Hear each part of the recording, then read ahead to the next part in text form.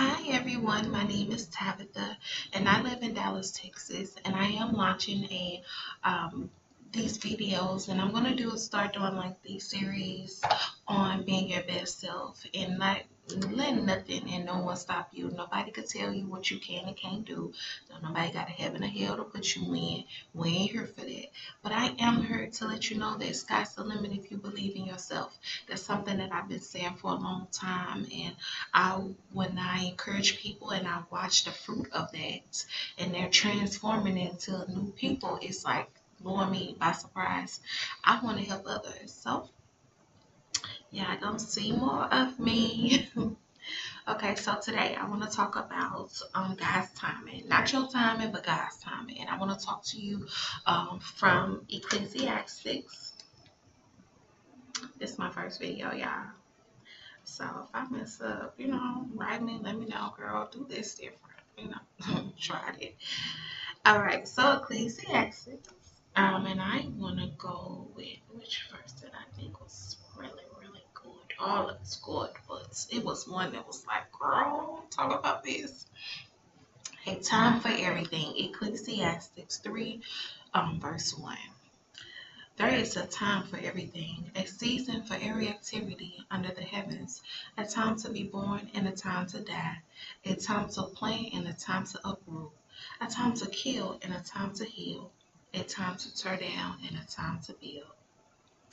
And that was Ecclesiastes 3 and 3 to 1 to 3. Now that really did something to my spirit. Like I was like, oh Jesus. So it's a time for everything. So a lot of people be like, Lord, why did this have to happen to me? And he really told me at that moment when I first read it, he was just like, it was the time, like it had to happen. Some things had to happen to us because if it didn't happen to us, how would we be able to relate to what somebody else is going through or relate to the situation? You won't be able to be that voice for them if you don't know what it feels like to go through that situation. Okay. So there's a time for everything and a season for every activity. So some seasons of our life are not cute. Some seasons are very sad and unhappy and miserable and feeling like our back is against the wall and nobody understands who we are, and nobody understands why I want to fight every day. Nobody understands you. I get it. But that's a season. And if you know anything about seasons, you know that there is winter, summer, spring, and fall. There are 4 seasons. How long you want to stay in that season? Okay, suck it up. You know what I'm saying? Tough cookie. Things happen, and you have to be willing to just, shake it off and bounce back. And you have to be able to do it, because if you don't, you're going to stay in that season when God has 3 other seasons that he needs you to go through. And the seasons are constantly changing. Things are when you notice, it don't stay winter forever. It don't stay cold forever.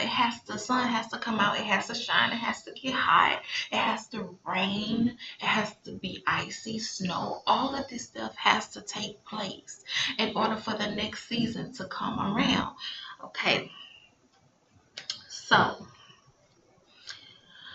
I want you to understand it, because I don't want you to stay where you are. And I don't want you to stay where you are because it's not healthy for the environment.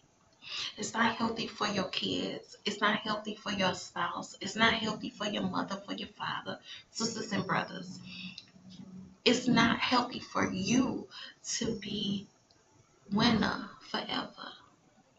It's not healthy for you to be summer forever. So you're going to always be hot, dry, mad, upset, angry, bitter. You're going to always be that, because I know that's how I feel when the sun, the summer is out, sun hitting me. I'm mad. Like, come on, Jesus. Why have to be this hot, though, So sometimes things are just supposed to just shape us. That season is supposed to just shape who we are, shape the image in who we are, not keep us in that same form. Because okay, so now I'm bitter, I'm mad. Okay? Everybody who come in contact with me is going to constantly get that off of me. Is that the perception that you want everyone to have of you? Maybe that's why your business is not working, because nobody want to work with you, because the shape of you, the image of you, who you portray, what illuminates off of you. It's that season that you steady in, that you need to say, you know what? Jesus, fix me, heal me, strengthen me, encourage me, renew me, because the me that I see ain't me. It's like a facade. It's like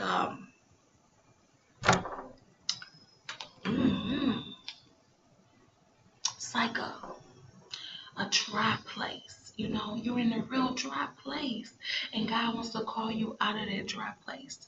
Okay, and I have proof of that, because He says there's a time to be born and a time to die. So some things need to be born in your life. You need to give birth to things in your life, but you can't give birth to those things if you're not in that season. We're gonna go back up to that second verse, to verse 1, where it says there's a time for everything and a season for every activity under the heavens. Okay, you can't give birth to your purpose. You can't give birth to your dreams if you're still in the season that you should be in. Let's be clear here. You know, you have to move from that season. You have to move regardless of what is going on. You can't let it break you. You have to let it shape you. Let it shape you, who you are, not break you. Okay, so a time to be born. And then there's a time when you give birth to something. You were just supposed to give birth to it. You were just supposed to give life to it. So you're giving life to a situation. Say you just got engaged, and you just got married or something like that. Okay, now God spoke to you, because this is something that you did in a season that you were bitter, that you were angry. Now you met somebody who is who's in that same season you were in. So y'all met in your brokenness. So now God has called you out of brokenness, and now you didn't got engaged to somebody who was broken. And now God says, you're not broken anymore, baby. So you and him don't mix. Okay. So God's calling you out of that season. So when God calls you out of that season, calls you out of that place, everything that was attached to you in that place must die. Okay, you guys following me? Okay, good. So there's a time for everything, and a season. So that season that you met somebody in your brokenness, now you just gave birth to your purpose. Oh, I'm finally happy. I'm finally free. Now God says, now everything that was in that season that didn't belong to you has to die, and you have to let it die. It has to wither, because it's no longer fitting to who you are at that moment. It's no longer conducive to your spirit. It's no longer able to survive in new season, because you can't take winter into fall, and you can't take, well, I guess you could take fall into winter, but come the springtime, all of that has to die. That's just like plants that you plant seeds in the wintertime. Those plants can't survive in the spring and the summer. It's too hot. They only survive in cold air. So you want to be mindful of the things that you're trying to bring into the season of your life that don't belong, because they're supposed to wither up and die. Okay? So it's a time to plant. Like I just said, it's a time to plant. So, and even when you plant strawberries they don't go all year round. They don't. So you want to make sure that you are operating in the season of your life, because you're not operating in that season, baby. Let me tell you something. You can put all this stuff on the vision board and say, Lord, I want you to heal me in 7 days, but you're not willing to admit to God that you don't know how to operate in this season, because it's like culture shock. It's culture shock, and then I want you guys to get a whiff of what I'm going to talk about at this vision board party, because I'm not coming here to patty cake you and pat you on your back and say, baby, guess what? It's going to be okay. Keep praying about it. No, God wants you to change things. That's why he talks to you about seasons. Every season has a different version of you, and it needs to be able to move in that version of yourself, because if you're not able to move in the newness of you, you're gonna wither up and die.